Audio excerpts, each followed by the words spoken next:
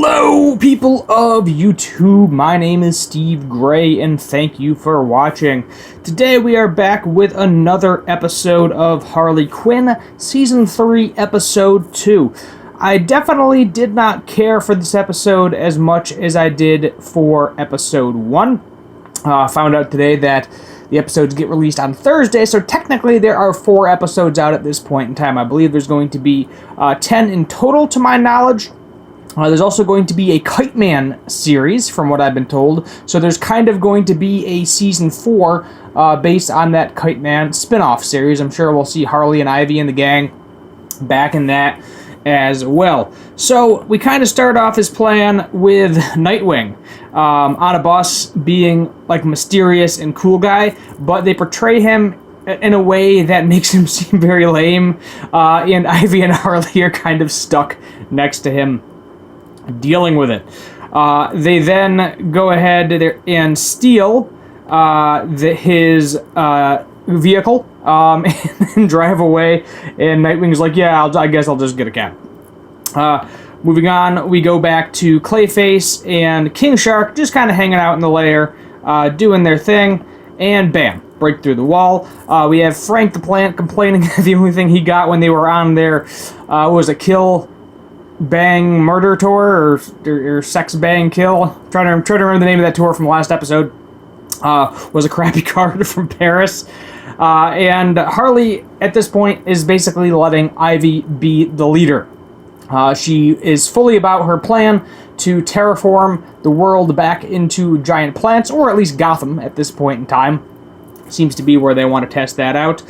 So she is fully down with that situation and making Ivy the leader. Ivy doesn't seem to be able to handle it, kind of freaks out, and runs away. And then Harley is just trying to be her usual hype girl, hype Ivy up. They get all of these huge binders. Let's see if I can see the binders. That might be farther in the episode. And the gist of it is they all kind of blatantly ignore them. So we have Nightwing getting introduced to the Bat family, Batgirl, Batman, Macaroni, and Robin, and he just thinks he's better than everybody. Let's be honest in this episode. They're portraying him to think he is better than everybody. It's kind of funny. Batgirl actually is like, hey, you want to keep my costume? It's a spare. And he's doing like this deep voice, like, I'm Batman. Kind of Christian Bale kind of style, and Batman even calls him out on it. So they are going after some villain called Firefly. There's Macaroni, and he hates Macaroni because he does not get to be shotgun in the Batmobile. So here we're just back to Ivy explaining the plan. Basically, it's kind of Jurassic Parky. So she's trying to get a mosquito that basically got stuck in amber millions of years ago. So, and she never watched Jurassic Park. We got Clayface being transforming into a woman. There's the big packet that I'm sure none of them actually read. Then Bane shows up, one of my favorite characters. Bane! Bane is here! And he wants his pasta maker back from the wedding from last season. I don't remember who was actually getting married. I know that's how Harley and Ivy escaped, was at the end of that wedding, and I cannot for the life of me remember who was getting married. But he wanted his pasta maker back, and the joke here is they don't know where it is, even though all of them are eating pasta. And he's like, all right, I'm gonna let you off with a warning, but I'm gonna come back and blow this place up. Then we go into King Shark, basically being a lookout. He's not for this plan. The funny thing with this particular guard is Clayface does like this whole elaborate made-up story about him proposing to this security guard, being hyped up, proposing to his girl, smelling a cigarette. He doesn't actually smoke, but he used to. So he just wants it, and then the whole thing becomes true, and Ivy just like dismisses it. Like Clayface, you're being over dramatic. This is your acting ability coming out. Don't worry about it. And the whole thing turned out to be true. So the plan basically becomes a giant bust. Ivy kind of leaves everybody behind to go get the mosquito, and then they're like, what do we do? She can't handle the pressure. and just gets everybody out of there. A little bit of a mess. So she gets the information she needs to make this demonic, demon little sunflower dude, and she gets really kind of depressed and sad because this master plan failed. You know, they did all this work to try to do it, and then this flower thing turns into some sort of giant, crazy mutant creature, ends up killing itself in toxic waste. Frank even says, "You do not want to know what that sunflower said, but he definitely hates you." This leads Harley to try to comfort Ivy, which she's not about it. She kind of wants to be left alone at that point in time. Let me go back to Firefly, who's burning a corn factory. It's on fire. They're trying to make a plan, but Nightwing, has to be Nightwing. And right there's your money shot right there, where they're going after the same villain at the same time and kind of pancake into each other, making a giant mess, which leads Harley and the Batman crew, Batman crew, to be in the same place at the same time. So they kidnap Ivy. Let's skip a little here. Here's Bane shopping. We can talk about Bane for a minute before we get to the kidnapping of Ivy.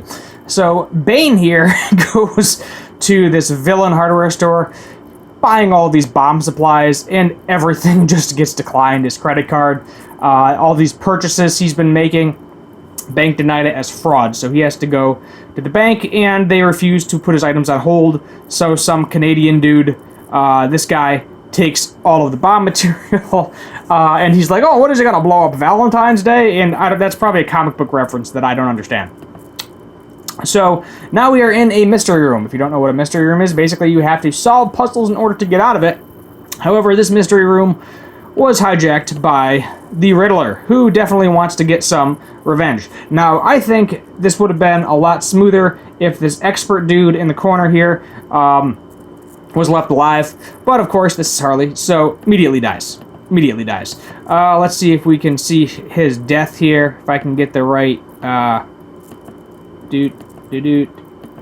47 maybe. I'm trying.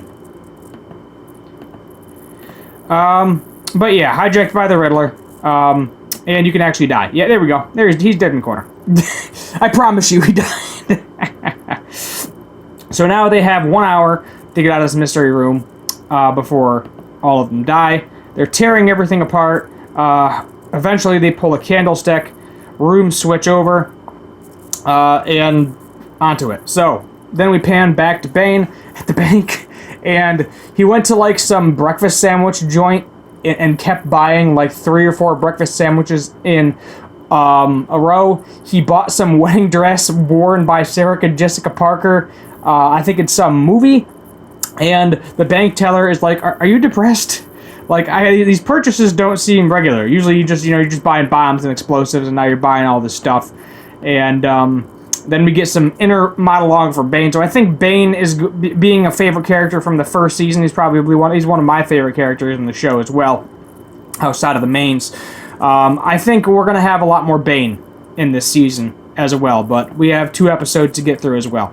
So here we go. Harley crew, Bat crew. Nobody's actually fighting each other because they're trying to work together just to get out of this escape room, because they're all going to die if they don't, because the Riddler trapped all of them. We have Harley and Batgirl. Actually, they kind of think similar. They're actually similar minded.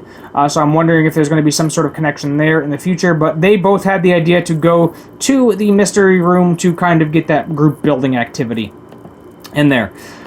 Moving on to Nightwing. Nightwing is kind of like a more cocky version of Kite Man to a certain extent. He's like overzealous of his abilities, and he's like, "Oh, I can do this," and this room they said something about checkmate. So he checkmated the robot. Spikes come down from the ceiling. He's having a bad time. He's like, "Yep, I'm done. I'm gonna commit suicide," being extremely overdramatic, kind of like Clayface to a certain extent. And then Ivy realizes that failure sometimes is the way to go. As long as you learn from it. So she realizes that, okay, we got to play. We have to get checkmated. So that's what happens. Gets checkmated. Saves the day. Good to go. Batman figured out his. Damien. Is that Damien? I think that's Damien. Yeah, Damien is just on his phone. Like, he's like, oh, okay, we're gonna die. Whatever. Doesn't seem to care. They finally get back together. Everybody's saved. Happy-go-lucky. And then we get back to Ivy getting out of that funk, realizing, okay, let's just take it one day at a time. You know, if I fail, I'll try again. You know, failure isn't a bad thing. You know, you learn from it and you try harder. Or try something different, not necessarily harder. So she tries it again. We get the cute little dandelion. And goes wrong again. Goes wrong again. And then here comes Bane. He's like, alright, time to go blow up the headquarters. And yeah, they did it themselves. They blew it up themselves, and he was like, I feel nothing. Maybe I do need to see a therapist. So I am looking forward to seeing Bane in therapy. I think that is going to be pretty interesting. But Frank becomes a god. Yeah, there's Frank as a god. Somehow the material leached into him because the sunflower like spit on him or something. We don't know what happened to that little sunflower, but we do know that their headquarters is completely demolished, so they're going to have to find new headquarters. And then we have Nightwing actually being decent, saying he's part of the Bat family, and they're off to go fight Firefly. End of episode. So let's find a good little spot here. Oh, gotta be careful playing stuff. Don't want to get copyright claimed. We'll find something. Let's just keep on going back. Let's see here. Where's a good still image? Well, let's stick with Bane for a minute. I am going to say like a 6 out of 10. Because while I did enjoy the Bane parts, felt a little forced. I know they were trying to be over dramatic with the Nightwing character, but I didn't particularly care for it. It was kind of meh. You know, it wasn't the best episode. It wasn't a great episode. It was okay for episode 2. The character development, I guess it was there. It was definitely there for Ivy, which it seems like this season is definitely going to be more Ivy-centric than it is going to be Harley-centric. Which, there's nothing wrong with that. But when the show's called Harley Quinn, you know, you kind of expect it to be about Harley Quinn, you know what I mean? But there's so many different characters, so many different things they can go on with. They got the whole DC universe at their hand, and I think it's just going to get better. I mean, the first episode I really, really liked. This episode didn't like as much, but we have 2 episodes I still need to review. I might get episode 3 out tomorrow. We'll see what happens. I had some spare time today, so we're doing episode 2, and we're doing them individually. I don't want to do them as, you know, like one really long video for the first 3 episodes, because I know the first 3 episodes came out in one shot, and today episode 4 came out as well. But we'll get caught up and go from there. And thank you for subscribing, commenting, turning on that notification bell, liking. All of it helps. And I will continue to make those Made in Abyss videos because I know a lot of you love them and they're getting a bunch of views. So of course I'm going to do something that keeps working. My name is Steve Gray. Thank you for watching, and as always, have a good one.